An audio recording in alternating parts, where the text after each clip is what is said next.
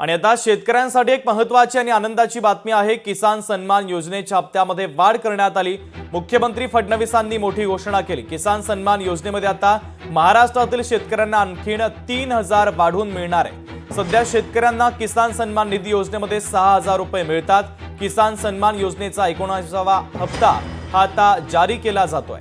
कृषी अवजार, शेततळी सर्व अनुदान पद्धतीने आणि योजनांचा लाभ मिळणार असल्याची घोषणा देखील राज्याचे मुख्यमंत्री देवेंद्र फडणवीसांनी केलेली आहे। त्यामुळे शेतकऱ्यांसाठीची सगळ्यात महत्त्वाची आणि आनंदाची बातमी आपण पाहतोय, कारण किसान सन्मान निधीच्या या मध्ये वाढ करण्यात आली। मुख्यमंत्री फडणवीसांनी वाढ करण्याची घोषणा केलेली आहे। तर शेतकऱ्यांना या निधीमध्ये आणखीन 3000 रुपये वाढून मिळणार आहे। तर शेतकरी सन्मान योजनेमध्ये 6000 रुपये शेतकऱ्यांना मिळत होते, आता त्यामध्ये 3000 रुपयांची अधिकची भर पडणार आहे।